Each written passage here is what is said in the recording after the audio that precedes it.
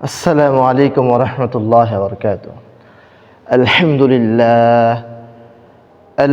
لله نحمده ونستعينه ونستغفره ونعوذ بالله من شرور أنفسنا ومن سيئات أعمالنا. من يهده الله فلا مضل له ومن يضلله فلا هادي له. وأشهد أن لا إله إلا الله شهادة تكون للنجاة وسيلة ولرفع الدرجات كفيلة. وأشهد أن محمدا عبده ورسوله. أما بعد فأعوذ بالله من الشيطان الرجيم. بسم الله الرحمن الرحيم. والذين كفروا أعمالهم كسراب بقيعة. صدق الله العظيم.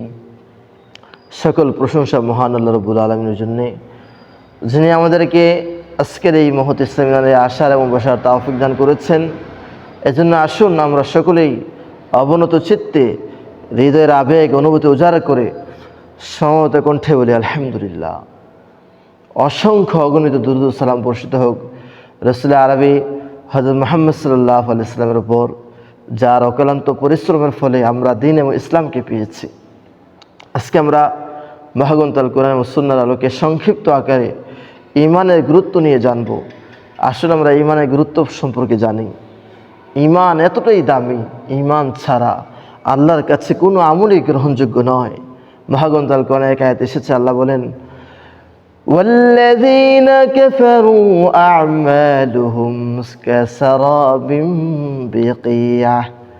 আয়াতের মধ্যে আল্লাহ রাব্বুল আলামিন বলতে চাচ্ছেন, যাদের ঈমান নাই, যাদের ঈমান সহি নয়, তাদের আমলের উদাহরণ হলো মরুভূমির মরীচিকার ন্যায়।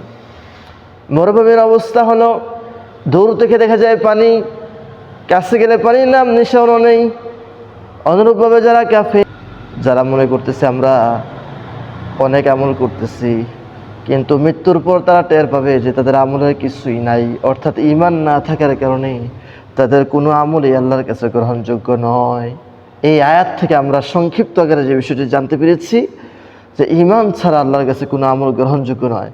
অপর এক আয়াতে এসেছে, আল্লাহ বলেন কারামাদিন ইশতাদ্দাত বিহির রিহু ফি ইয়াউমিন আসিফ। আয়াতের মধ্যে আল্লাহ রাব্বুল আলামিন ঈমানকে ছায়ের সাথে তুলনা করেছেন। এক জায়গার মধ্যে যে অনেকগুলো ছাই জমা করে রাখা হয়, বাতাস এসে ওই ছাইগুলোকে উড়িয়ে নিয়ে যায়। যারা কাফের, যারা অমুসলিম, তাদের আমলগুলো মৃত্যুর পর এরকম বাতাসের ন্যায় উড়ে যাবে। এই আয়াত থেকে আমরা জানলাম যে ঈমান অত্যন্ত দামি। আসলে আমরা হাদিসের আলোকে সংক্ষিপ্ত আকারে জানি। এক হাদিসে এসেছে, রাসূল বলেন, রাসূলকে প্রশ্ন করা হলো আইয়ুল আমালি আফদল, হে আল্লাহর রাসূল, সবচাইতে দামি আমল কোনটি? নবী আলাইহিস সালাম বলেন ঈমানুম বিল্লাহি ওয়া রাসূলি, আল্লাহর প্রতি ঈমান, রাসূলের প্রতি ঈমান, এটাই হলো সবচাইতে দামি আমল। এই হাদিস থেকে বোঝা যায় যে সবচাইতে দামি আমল হলো ঈমানের আমল। এজন্য আমরা যেন আমাদের ঈমানকে দুরস্ত করতে পারি, সহি করতে পারি, সেই তৌফিক আল্লাহ আমাদের সকলকে দান করুক। আমা তাওফীক ইল্লা বিল্লাহ। আসসালামু আলাইকুম ওয়া রাহমাতুল্লাহ।